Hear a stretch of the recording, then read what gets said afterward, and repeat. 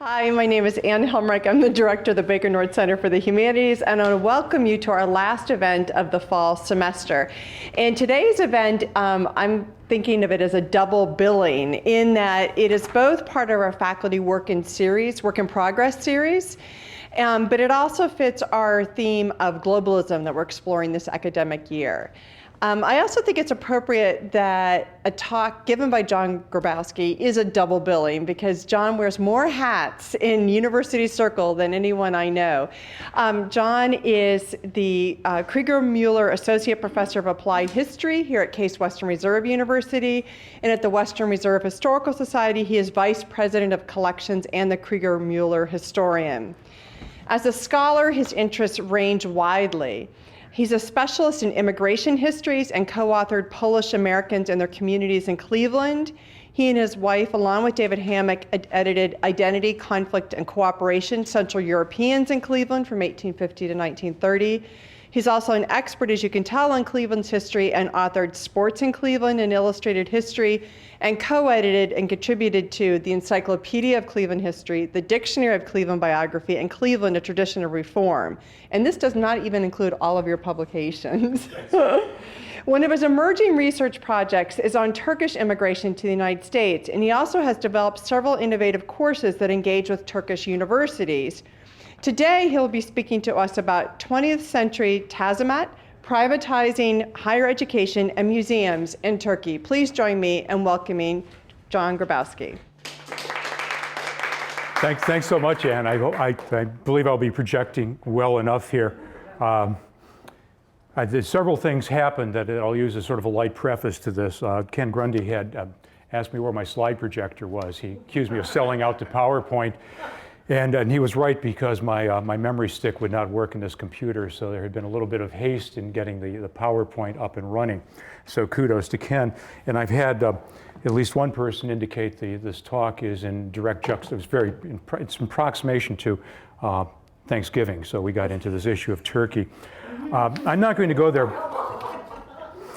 That is usually what I get.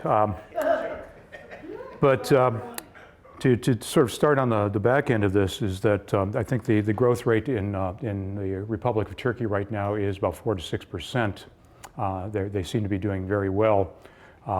And as I talk about the evolution of higher education in Turkey, we'll find out that is a growth industry there as well. But I need to explain two things. Why I, as an immigration historian, I'm standing before you and talking about educational and institutional history. And also what this title means. And I think the latter question, when I answered, is more pertinent to what my research is doing, but the former deserves some explanation. I was lucky enough to spend 2 Fulbright semesters teaching in Turkey, and I taught at Bilkent University in Ankara, Turkey. It was 1996, 1997, 2004, and 2005. And I became fascinated with Bilkent because it was a relatively new creation. It was founded in 1984 and it admitted its first class in 1986. And it now occupies a substantial piece of real estate. And I was fascinated how something that could grow that rapidly and have a student body exceeding 10,000 students. So the growth of the institution became of, I think, special interest to me. And also the nature of the institution, because it is Turkey's first private foundation-supported institution of higher education, and I was curious as to how that came about, and that led me into very many stories that you'll hear today. And of course, I'm also a public and applied historian, and I looked at Bilkent and I saw that they had anniversaries coming up. We do it every 5 years, you know, and I advocate to my students that we should change and have anniversaries on prime numbers. I think that'd be more effective. That aside, I talked to the rector of the university, Ihsan Dogramaci, when I was there in 2004, and suggested that I would like to work on a good history, but a pictorial coffee table book that would celebrate the university's 25th anniversary, either of its founding or of the admission of the first class. That proposal was in stasis for a while, and I suddenly got a call from the rector's office in March of 2005 asking me to come in, and I ended up, try to make a long story short, I have ended up working with people at Bilkent making films promoting the institution and talking about its history and the biography of its founder. So I've become sort of the Bilkent talking head from Cleveland. Those films over, 2 years ago, I approached the rector again and said, what about the book? And he sat down and he said, well, I have a better idea for you, John. He said, what we need is a scholarly history of higher education in Turkey, which folds in the Bilkent experience, and would you do that? I am currently in negotiation with the rector right now to indicate that my preference would be to contribute some chapters which lie within my expertise to the book and to engage other scholars who know some of the territory far better than I can. Obviously, any of my research on this topic, as well as my research on Turkish immigration, is compounded by the language difference. And so on this project, I've had the assistance of a man named David Barchard, who is a Brit, who has long experience in Turkey, is extremely fluent. He's written for the Financial Times and the Guardian. He knows Turkish politics inside and out. And we've also had the assistance of various Turkish graduate students who have looked at documents and have begun doing translations for us. Nevertheless, it is a difficult process of moving forward.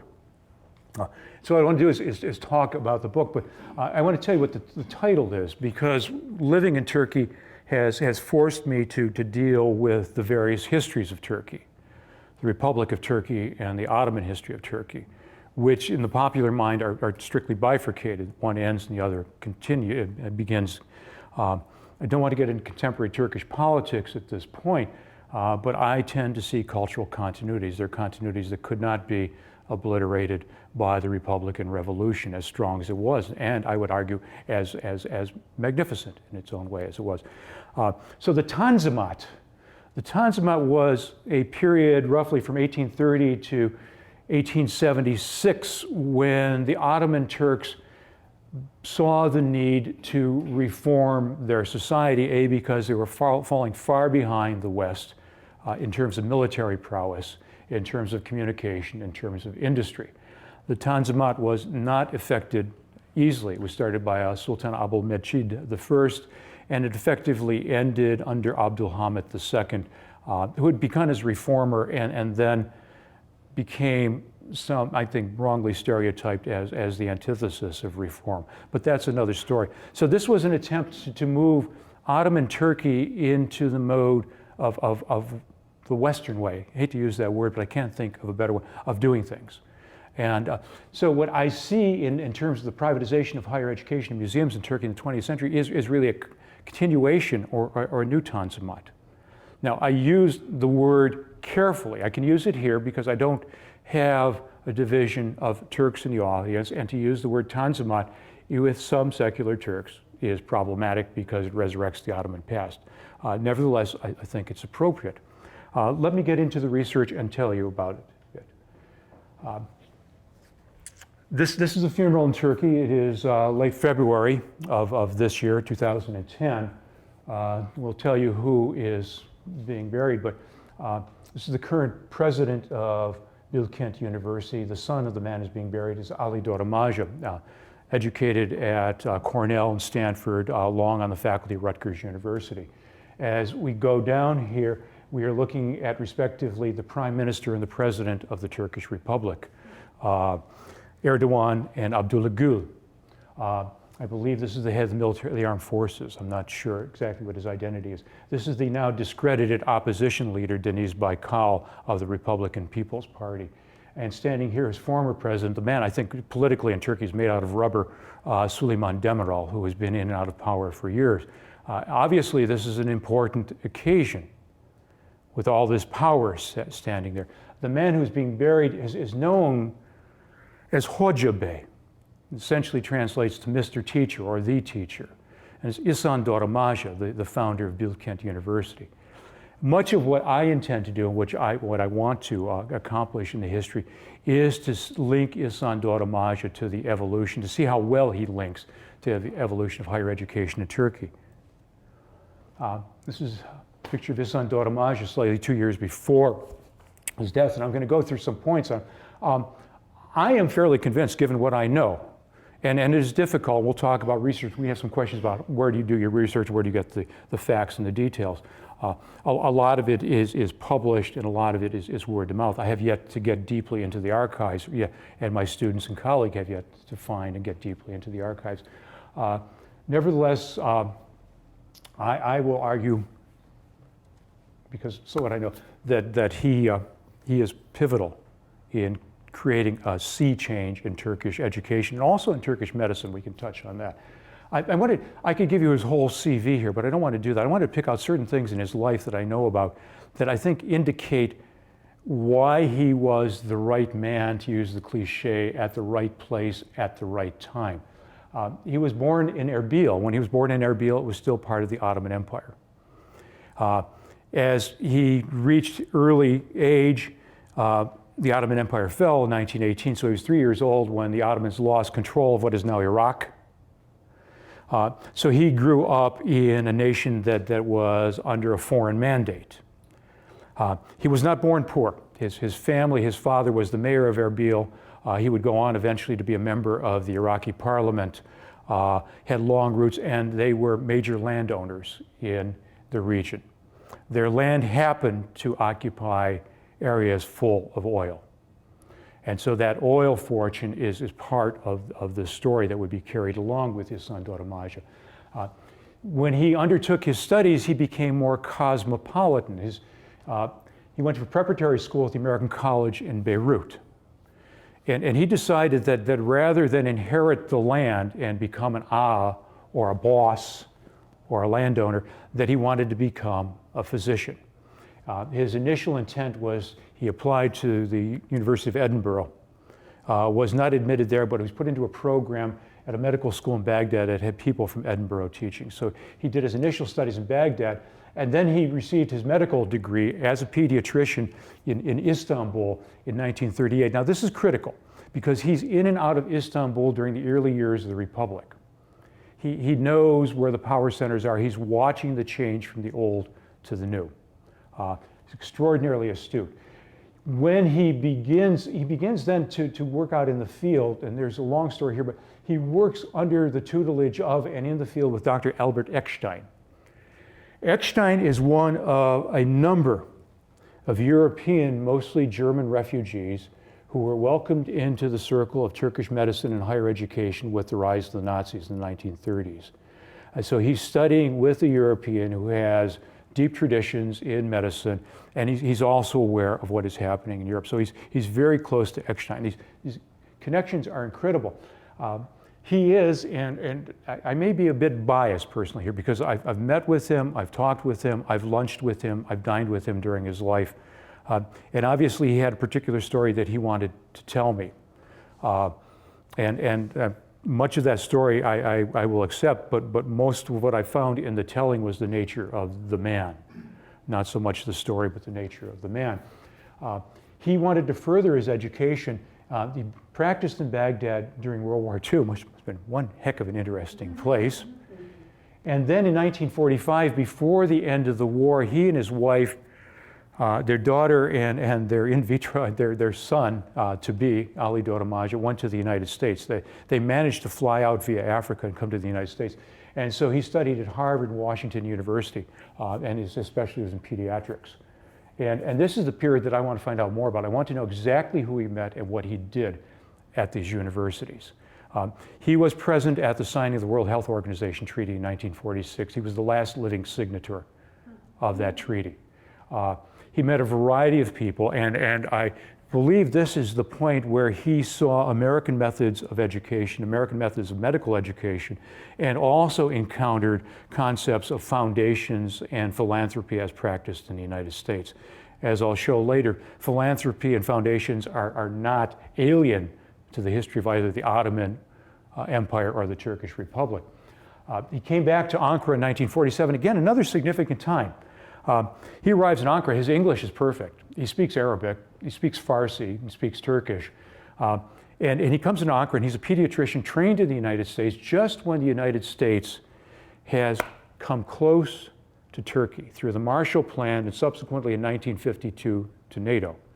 He is highly in demand as young military families and officers move into the capital of Ankara.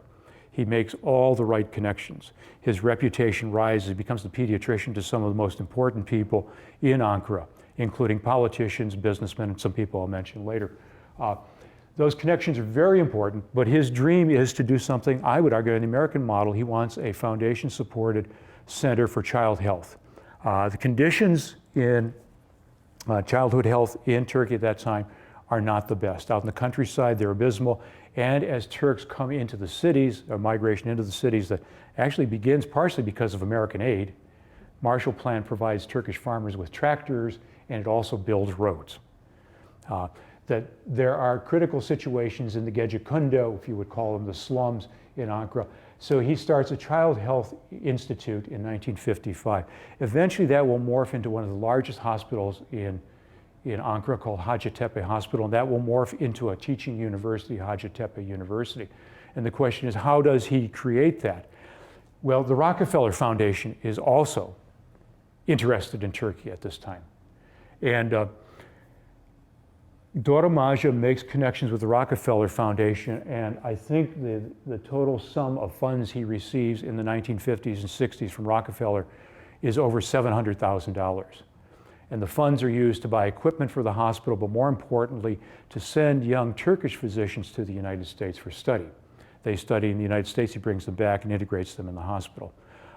Eventually, when he starts his new medical school, his curriculum, and this is why he has an honorary degree from CWRU, his curriculum is based on the new medical curriculum that T. Hale Ham developed here, partially based on that. So he looked at T. Hale Ham's. So what I'm arguing, he's an Americanized Turk, very much Americanized with very deep roots in the culture, very, very in.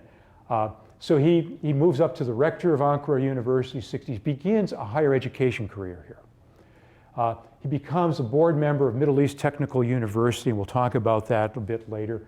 From 1965 to 1967, and then he establishes a special law university. Again, I will talk about this, Hacettepe in 1967, on land about 10 miles outside of Ankara. He then leaves and becomes a visiting professor of pediatrics at the University of Paris. He is there, I believe, from 1975 on. In 1980, and this is where this gets controversial, he is called back to Turkey to assist in structuring the reform of higher education in Turkey. He is called back by the military government of Kenan Evren, the government that followed the coup of 1980. We'll get to that later. He becomes the head of an organization I'm going to detail later, the Council of Higher Education, which is the overarching entity created in 1980 to supervise all institutions of higher education in Turkey. Its Turkish acronym is YÖK. And let's leave that for later. This is the setup, and where I come into this is this university, which is disappearing rapidly from the screen, Bilkent, which translates as Bilim Kenti, city of learning. And some shots on the campus. Founded in 1984, grows rapidly. It has 9 faculties. It has a vocational school and tourism. It expands over 3 different campuses adjacent to, next to Middle East Technical University outside of Turkey, and also close to Hacettepe University. And it is a remarkable institution. I sometimes refer to it as the Emerald City. Because it's so outstanding. It's modeled on an American university campus format. So if I talk to European exchange students who are at Bilkent, they feel like they're at an American university. So it is a first. And it stands right in the middle of some extraordinary changes. And I can only do some statistics here for you. In 1923, the year of the founding of the Turkish Republic, there's one, it's not even called a university at that time, it's called the Darülfünun, which is a remnant higher education from the Ottoman period. It will become Istanbul University. It is there, and I put down missionary because there is Robert College in Istanbul as well. Started in the 19th century by American missionaries, Cyrus Hamlin being the chief one. By 46, at the end of the war, there are only 3 universities plus Robert College. By 1970, it has grown to 8 and only 1. And most of these are in the major cities of Istanbul, Ankara, and Izmir by this time. 1917, it grows to 17 universities. They're beginning to try to propagate universities into hinterland. 1992, you begin to see 27, and there's Bilkent as the first private university, and you will notice that there is no longer missionary school. We'll talk about that. 2010, the most recent statistics, and we're looking at a growth industry. 94 state and 45 private foundation-supported universities in Turkey. That's an extraordinary, and arguably, the ability to create Bilkent set up the basis for creating other foundation universities. So I will be working more on Bilkent's history, but the charge to David Barchard and myself was, well, the entire history of universities in Turkey, and the question is, where do you start to fathom that? And we were told, look at the Turkish laws governing higher education. As a social historian, looking at laws to me is fairly boring, but it is very revealing because universities in Turkey evolved to meet the purposes of the state. And this begins even in the Ottoman period. Higher education, or education if you were, during the entire 500 years, the Ottoman period was focused largely on what we call madrasas. The Turkish word is medrese, which are the religious schools, which would train people for the ulema. And that was essentially what some Ottomans began to feel in the late 18th and early 19th century was weighing down progress in the Turkish state. There were no modern institutions of learning. And initially what they began to establish were military academies, which taught ballistics, shipbuilding, and other things. One of the oldest technical universities in Turkey, Istanbul Technical, is an outgrowth of one of these. The model for these, the people they brought in, were French. There's great admiration among liberal Turks for the French Revolution, and there was quite an exchange in the middle 19th century between France and Turkey. And that then brings in lycées, which were initially started in European parts of Istanbul, or I believe also in Izmir, to educate the children of the foreigners living within Turkey, but eventually they opened up. So if you're a Turkish football fan, this is a history of light. There's a team called Galatasaray, and it's named after the Galatasaray Lycée, which starts out as a lycée. Eventually, in the 19th century, and the history of this is very checkered, it is an institution of higher learning called the Darülfünun. It starts, it stops, it starts, it stops. It is buffeted by people who are pushing for progress and people who are pushing against progress. But in each of these instances, the need was, we need to provide education on a par with the West in order to compete with the West. That's very simplistic. 1932, Albert Malch, Swiss educator, is brought to Turkey by Mustafa Kemal Atatürk, the founder of the Turkish Republic, to investigate higher education in Turkey and to make recommendations for the modernization of higher education in Turkey. He follows, believe it or not, John Dewey. Dewey was brought in initially, much earlier, to look at primary and secondary education to modernize that. There was an agenda here that we needed to modernize education at the bottom before the top. And then the top became necessary because as education at the bottom grew, there was a greater need for trained teachers. So Malch comes in, and subsequent to his visit in 1932, there's the first major law that's promulgated, Law 2252, abolishes the Darülfünun, and it reestablishes it as Istanbul University.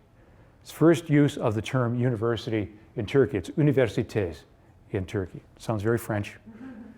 When what you see here is, what you'll see in these following slides, is a strong, tight centralist control, an ebb of that control, a reestablishment of that control. It goes back and forth. This is the way I would interpret it.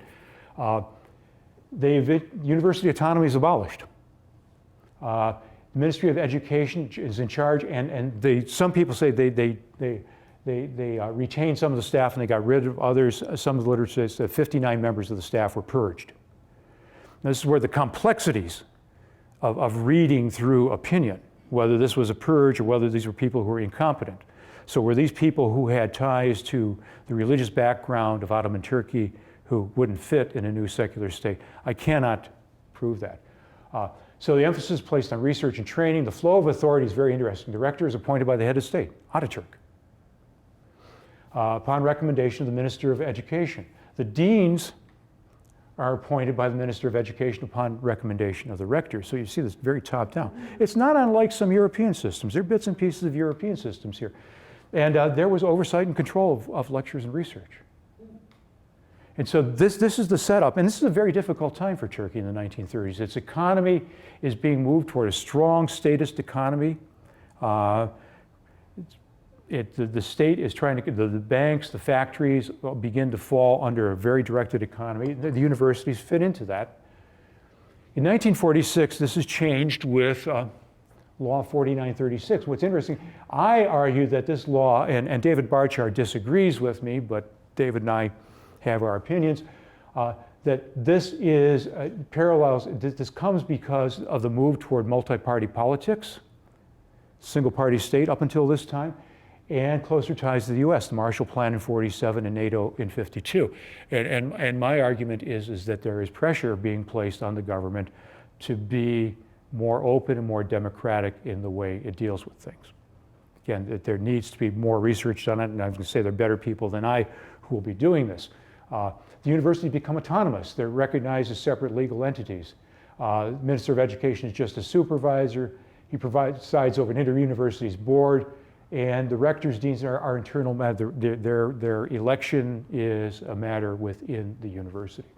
At this time, you create Ankara University, there are faculties there, and they create some additional universities. That knocks along until some special laws, and these are really important. Middle Eastern Technical University dates from an interest from the United Nations of providing higher education that relates to community planning, science, and technology. And METU, as it's known, or ODTÜ in Turkish, was created to provide the technocrats, not only for Turkey, but for the broader Middle East. And you see this fitting a little bit in the Cold War, don't you? The United States takes a strong interest in METU, and there's an up and down with the US. It's governed by a board of trustees. Very unusual. The board appoints the rector, extraordinarily unusual. And the staff is contractual. It's a contractual ladder. So this is a special law that was passed to allow this. More changes occur. In 1961, Turkey has a new constitution. The red lettering indicates that these changes occur after, yes? How does the role of rector fit in with kind of roles that we recognize? It's the president of the university. Yeah, it's the analog is the president here.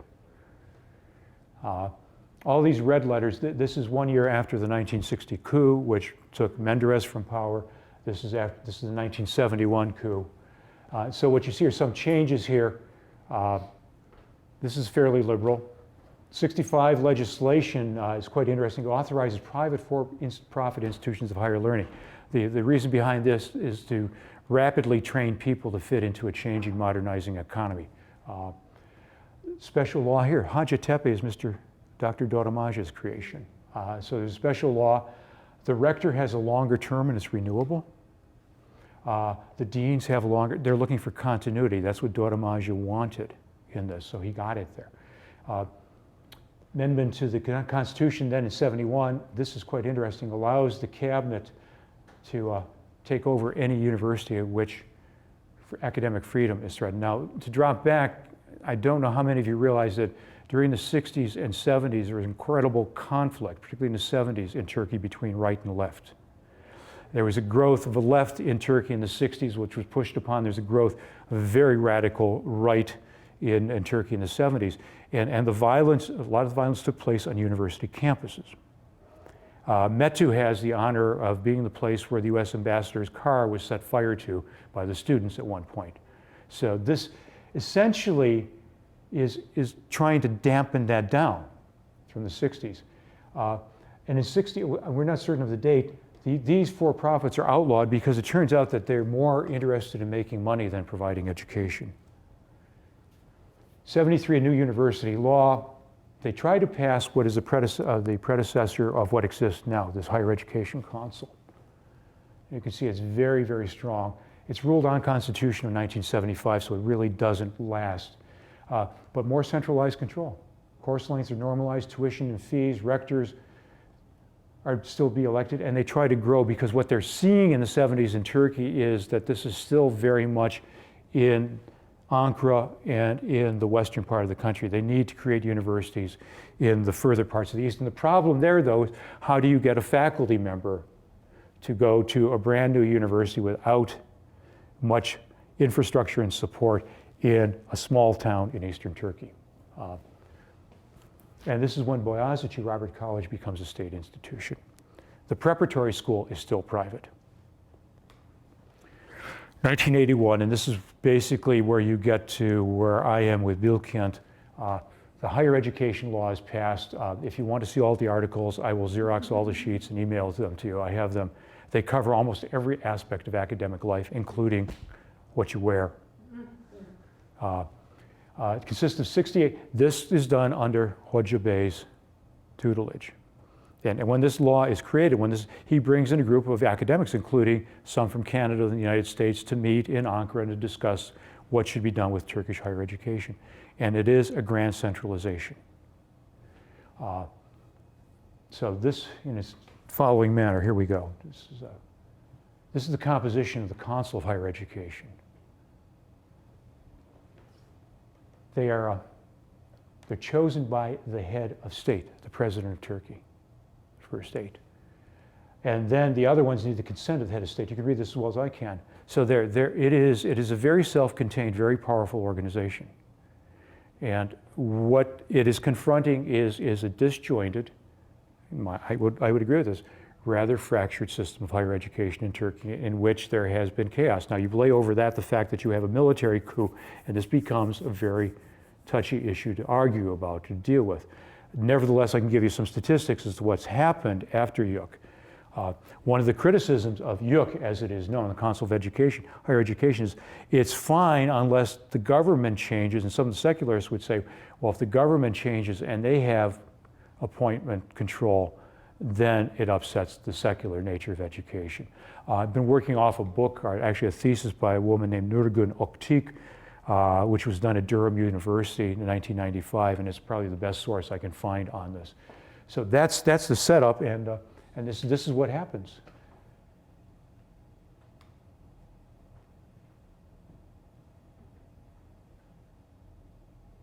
So there is control all the way through. 1982 Turkish Constitution, there's a new constitution. Now that is the constitution that is, if I'm correct, I'm looking for a nod from knowing people here, is now the last, there was a referendum in Turkey recently that has said that we can go ahead and change the constitution. Not that it hasn't been modified, but this is it. It defines the purpose of institution of higher education. Paragraph 2 provides for the establishment of institution of higher education by foundations in accordance with the procedures and principles set forth in the law, provided that they do not pursue lucrative aims. Nonprofit foundation funded. That is the clause that Dogramaci had been looking for his entire life. He wanted to be able to separate universities and run them not for profit in the same way he was able to do with some of his medical facilities. And Article 131 reifies, if you will, YUK. So that's where Bilkent comes from. It is permitted. Dogramaci uses his own family money and foundation money. The question is, where does the Bilkent money come from? It's quite an interesting story. Unlike many foundations that we know here, endowments, where somebody of wealth puts it in the bank and you live off the earnings, there was some suspicion of the solidity of the banking system. So what Ihsan Dogramaci ended up doing was taking the family wealth and creating a series of companies. He actually created the first one to build Hacettepe University because the state-run company just wasn't doing the job fast enough. And that then ended up into a company that's called Bilkent Holdings right now. There are over 40 different companies. So if you fly into an airport in Cairo or in Istanbul or in Ankara, it has been built by the construction company, which is part of Bilkent Holdings. They run a furniture company, they do paper. The earnings from those companies, which are they're fully held by the university, those earnings roll over into the endowment, the foundation, to support it. So that's how this has been going on. I once talked to Ihsan Dogramaci about an endowment, and he said, well, not endowments we need to earn money and use money from the earnings. That leads it into what the book's going to be. This is just briefly, this is what we're looking at now. And we have some possible authors. This may end up, I would hope, and I'm going to be going to Turkey in a few weeks and meeting with İhsan Dogramaci and seeing if we cannot construct this study of higher education in Turkey as a sort of Festschrift to honor his father. But there are people. Barchard can probably do these 2 chapters. He really does know the political background. Feliz Bikmen is working for the Sabancı Foundation, and she's done some of the best work I've seen on third sector and foundation history in Turkey, and so she would do that. Ergun Özbudun is a lawyer who teaches at Bilkent and has done a lot of work with law relating to higher education. Even though the law was passed to allow Bilkent to be created in 1991, some opponents tried to strike it down, and it was Özbudun who testified that it was a valid law. And I will probably do this, and this will focus largely on Ihsan Dogramaci. That's what we're looking at. But let me get to the other part of this talk, because this gets into museums. This is what I'd rather be doing, is museums than higher education, because it's my life. The word that translates to a foundation in Turkish is a vakıf. And so the vakıflar were basically were pious and social purposes. They would endow, support, they would build mosques, they would endow and support the soup kitchens or the hospitals at the mosque, they would support the medrese. It was basically, the Ottoman government did not do much until the 19th century other than, military actions and do an overall run of the state. Ottoman government did not put in water mains, they did not put in sewers. Those were done by the vakıflar, where the individuals would put up chesmet, they would put up fountains as for water supply. So this was very much, if you're looking at a third sector that has a lot of power, and you can see it's a huge number. During the Tanzimat period, almost half the assets are centralized, because what the Tanzimat does says the state should be doing these things. So the vakıflar begin to be pushed into the background.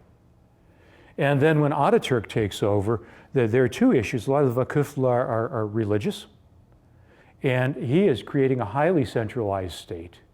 And so they are even pushed further out. They still would support buildings and other things. I'm trying to sort this out. It's a very, very difficult thing, particularly because I can't read the Turkish documents as well as I should. They're regulated by the foundation's directorate. In the same way, there's a religious directorate that trains people for religious positions within Turkey.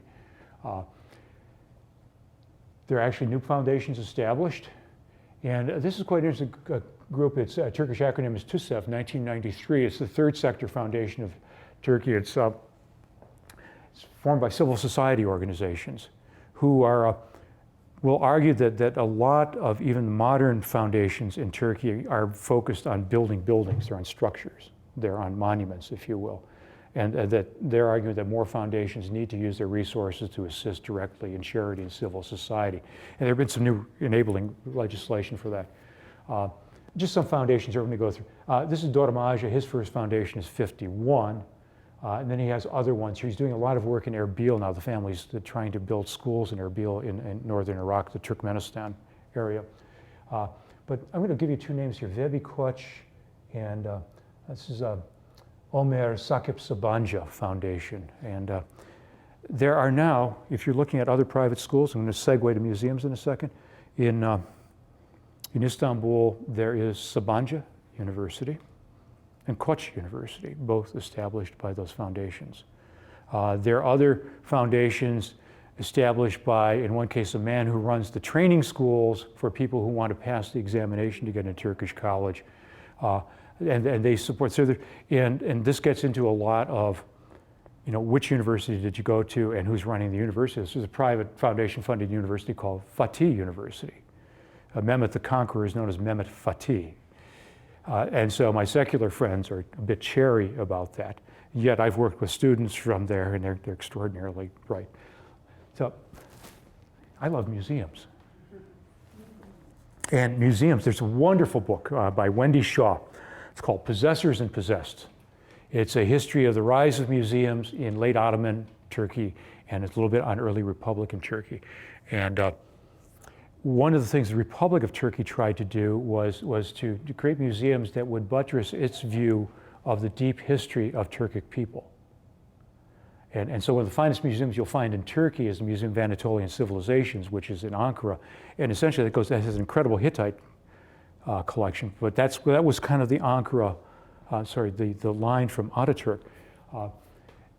And there are hundreds of state museums which are run by the ministry. But there are now these new private museums, and I'll go into. This is the Koç Museum at the Cengizhan in Ankara. You're looking out over Ankara. Now, where does the Koç family come? Ihsan Dogramaci, I will argue, is different than some of the other wealthy Turks because he has a very distinguished Ottoman pedigree. I could go into his wife. His wife, Ayser Süleyman, who's still alive, and she's an extraordinary individual. Ayser Süleyman's father was Hikmat Süleyman. Hikmat Süleyman was, in 1936 and 37, the prime minister of Iraq. One of her uncles was a Grand Vizier of the Ottoman Empire. Another relative was the Ottoman general who defeated the British at the Battle of Kut.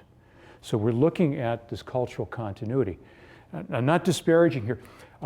Rami Koç, the Koç family, became wealthy when Vehbi Koç, who was a businessman and had a small store in Ankara, prospered during the 1920s and 30s when the government switched, when Ataturk said Ankara, not Istanbul, as our capital. And so Ankara, which was a sleepy, old, interesting town, just exploded. And so Vehbi Koç's business exploded. And he ended up buying, he was selling oil products. Eventually he was dealing with Ford Motors after World War II. The Koç family is probably the wealthiest one of the wealthiest families in Turkey now. And so Rami, his son, started this museum. This is the Sabancı Art Museum. I would argue the finest private art museum in Turkey.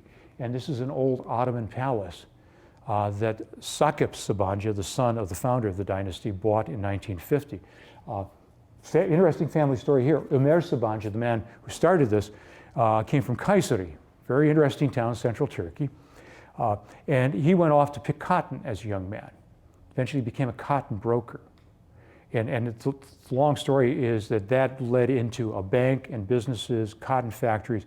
Sabancı Holding is a hugely important place. Sakip Sabancı just died. So that is, they bring in major European exhibits. And art history, and I'm looking at my colleagues here, modern art and the display of art in galleries are just, in Istanbul, they're just growing rapidly. So these are two private museums, and they're made available because of foundations. Now their competition is the Turkish Ministry of Culture and Tourism. But the first private museum established in Turkey, arguably, is what is known as the Saadetberk Museum, which is on the banks of the Bosporus in Istanbul. And this was the Koç family summer home, which they bought and then turned into a museum of period rooms, and then an ancillary building that has collections of coins and antiquities. And then Rami Koç, the son, created arguably, I would say, probably the most modern interactive museum I've ever seen in Turkey, the Rami Koç Museum of Industry in Istanbul. It's kind of like the Crawford Museum on steroids. And Rami Koç was brought up well, and he was a collector, and so he started it to put his collection in, and now it has grown enormously. And then they created another museum in, actually it's very much akin to, there are no historical societies. There are no private historical societies in Turkey, at least there weren't until the Vehbi Koç, which Ankara Research Center. So what they do is they collect materials that relate to the history of Ankara, beyond the city. They're just fascinated by this. And then Koç did a branch, that's the picture that you saw here. And then Sabancı starts his museum in 2002. This is a museum to watch, the Istanbul Modern Museum. There seem to be no impediments to the growth of museums. There seem to be no impediments, so far as I can see, to the continued growth of private universities in Turkey. Let me, I think this may be my last slide. Let me close by saying that that's kind of research in progress, and my focus on this research will be on the story of Ihsan Dogramaci and the manner in which he affected the establishment of foundations and and private universities in Turkey. But the whole book itself will be an overview of the rise of higher education in Turkey, and we'll go back to the Ottoman period. But what I really want to begin sinking my teeth into is more of this museum change that's going on, which is one of the reasons Anne mentioned that we have, I've taught joint courses with Turkey, and there's a real need for museum studies, cultural management programs in Turkey. The Koç family, of course, because they have so many museums, runs a cultural management certificate program at Koç University. There's also a museum training program at Istanbul Technical University. But given that so much of Turkey's foreign exchange is brought in by tourism, there is a need to provide tourists with the best museum experience possible. If we have time for questions, I can get into some of the arguments there, but I would say this. When I was last in Turkey last year, I was talking to one of my colleagues there, and one of the Bilkent companies is called Bilkent. It runs tourism sites and hotels. I guess they still have one hotel left. And they were one of the people bidding with the Ministry of Culture and Tourism was going to keep running the museums, but they wanted to privatize the gift shops. And so they were looking for bids on privatizing the gift shops. Privatization, though, is not limited to museums and universities. After the military government left, Prime Minister of Turkey was a man named Turgut Özal. In the 1980s, he became president of Turkey, and it was under Özal that a lot of privatization of state resources began. And that is going on, and it continues to go on, and it is creating some angst among people who've had secure jobs with the state over the years. I was rather amazed, and I'll close with this, that the Turkish company that did all alcoholic products, Tekel, has been bought out and privatized. And one of the old Tekel factories is now part of the Rami Koç Museum complex. So I think that's essentially what I'm trying to do. So if we have time for questions, Anne? Yeah, absolutely. Thank you. Yes. Thank you. I sort of lost track as you went through the progress of how the government was involved. Let's say the university right now, this private university, what say does the Ministry of Culture, the Ministry of Education have to say about what goes on there? Considerable. I mean, there's certain laws, and I don't pretend to know them in terms of the internal appointments, but if you are a faculty member at Bilkent and you've gotten your publications in and you want to rise from docent, associate professor to professor, you can be approved there, but it has to go right up to YUK to be approved. So that's essentially, one thing that has changed, though, is that the appointment of rectors has been decentralized to a degree. It was decentralized in 1992. The appointment of foreign faculty, when I teach there, has to go through YUK. So there's still a lot. They don't determine the exact curriculum, exactly what's taught in the class, but there's certain cores that need to be followed through. I hope that answers a little bit. Well, let's say some professor wrote a book or made a speech very critical of the government. Would he be heard from? Would the university be heard from? And if that kept on going, what would happen? I don't see that as problematic now, and I'll say in a couple of instances, and it's not critical of the government, but several Turkish professors getting into the Armenian issue now have been writing about it, and essentially several of their names just appeared on an article in the American Historical Review dealing with the question whether it was a genocide or a massacre. They still have jobs as far as I know. But I've seen a couple of things happen. It varies. There was to be a joint conference on the Armenian issue in Istanbul, I believe in 2004, 2005, and the far right made a lot of noise about that. It was going to be held at a university and was canceled. Now that was, I don't know if that was the YUK, the Council of Higher Education canceling, or just a lot of pressure on the university to do it. I haven't, the usual statement is I can't answer that with any certainty, but I don't know of anybody in my faculty and my circle of friends who have written anything that has put them afoul. And they've been, some of them have been fairly forthright in what they've written. Yes? Who are the students at these private universities, and how do they compare to the students in the state ones? Uh, Are they international students? or There are are they international students. Well, at Bilkent, there are international students. There are international students at Quach. Bilkent, by the way, is an English language university. Quach is an English language university. Meaning instruction? Instruction is in English. Sorry, I didn't mention that. That's why I could function there. Okay, but there's a test given every year for university entrance, and depending on your score, it determines which university you get into and which faculty you get into. And Bilkent and Boyazici, which is former Robert College, they tend to get the cream of the crop in engineering. There's a lot of focus on engineering, and they're quite good. But some curricula, some faculties don't have terribly high score levels that you need. So students who get into that, they may not get a scholarship to go in, but if their family has enough money to buy them in. And Bilkent, I don't know what Bilkent is now. It's like 7,000 a year or 8,000 a year at one point. That's extremely expensive for Turkey. That was back in 2004. So you have that, but you have a lot of what they're called burslu students, students on scholarship. And when I was talking to the people at Bilkent, how do you start a university? This was one of the questions that intrigued me. Not only how do you build it, but how do you hang a shingle out and say, come in, we need students. Dogramaci had enough money to offer very attractive scholarships. And so they've provided a number of full scholarships for students who come in there. Are they mostly from the Middle East, the international students? Yeah, a lot of international students. There are a lot from Arab countries. There are a lot from the Turkic countries, from Azerbaijan, from Kyrgyzstan. Ihsan Dogramaci was very close to the Azeri family. Alevi, I can't remember his name. So yeah, there is that. His intention in establishing it is he didn't want it to be a Turkish university, he wanted it to be broadly. And Istanbul now, I know the Koç does get a lot.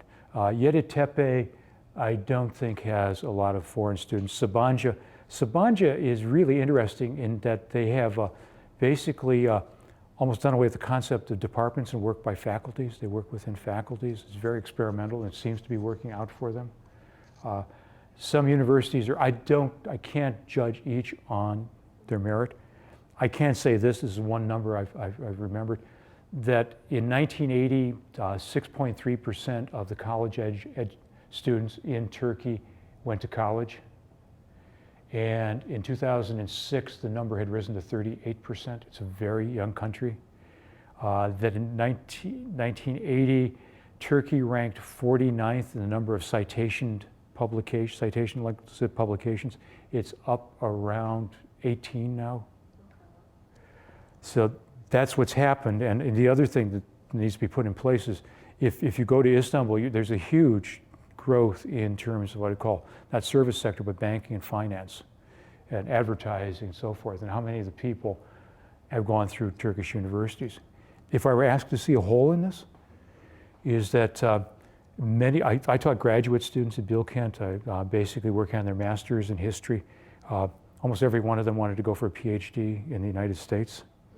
So for higher level education, they're still looking abroad.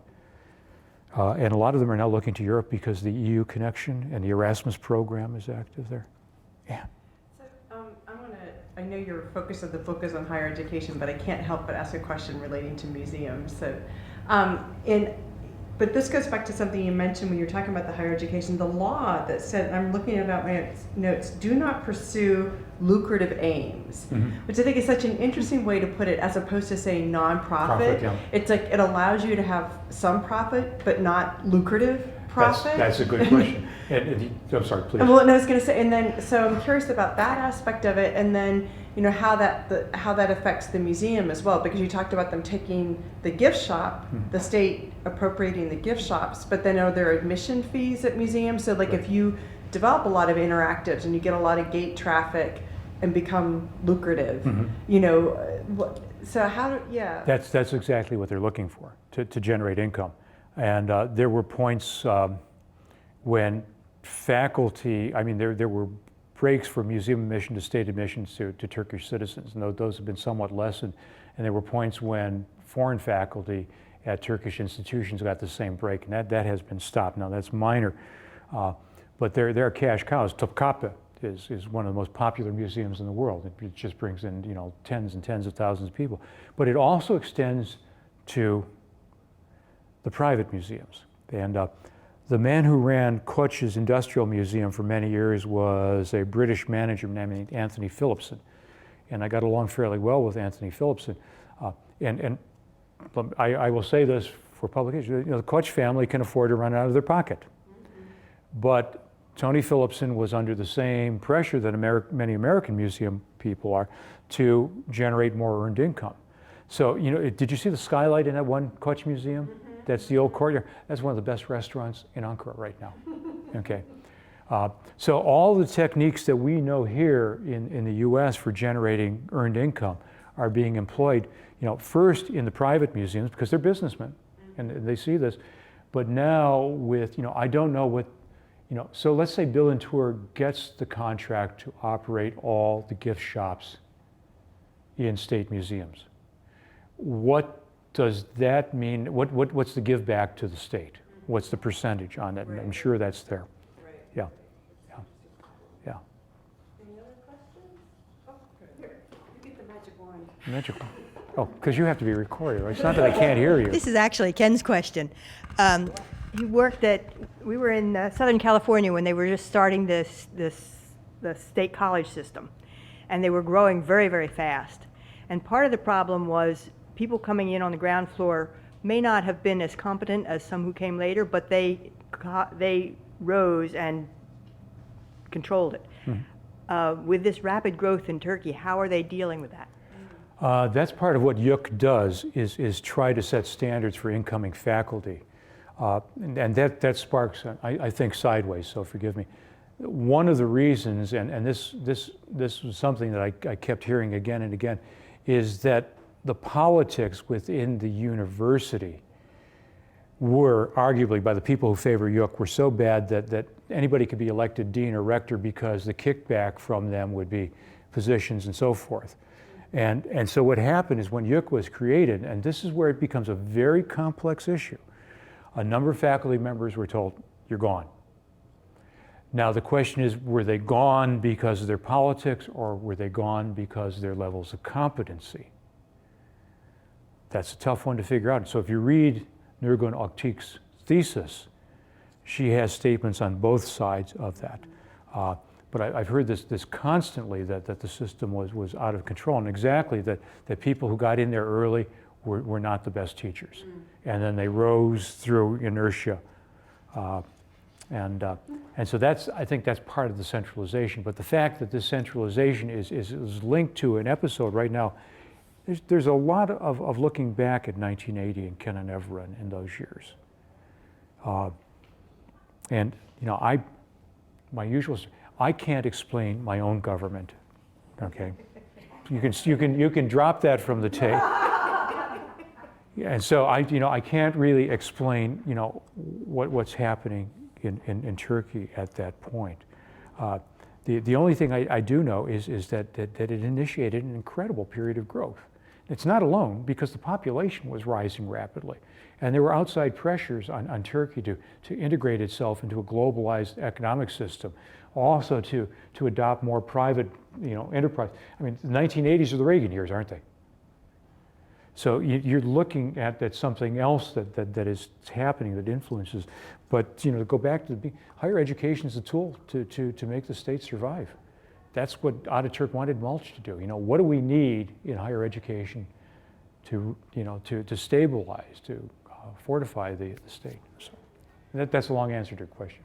My question is there a rank ordering of universities in Turkey that is fairly reliable? Are the private universities displacing state universities? I do not know. I will give you a personal observation on that the Boyazici, which started as a private institution, which is now a state-run institution, is an extraordinarily good school. And Bilkent is usually ranked the highest.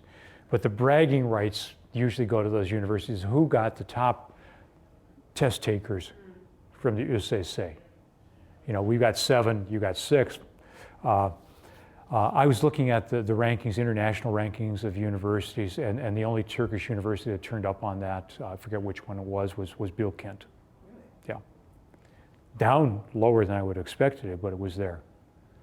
So, I mean, this is like the college football rankings in some ways. No, but if you're a rich family in Istanbul, where do you want to send your son? Probably Bilkent. Bilkent, not to Istanbul University. Yeah, you might want to send him to Bilkent. It just has a lot of cachet. It has a lot of cachet. But it's like all the universities here. You know, I've had students who've been fairly wealthy and been excellent, and I've had students who are fairly wealthy and haven't been excellent. Yeah. Well, if you'd want to advance politically in Turkey, where would you go to?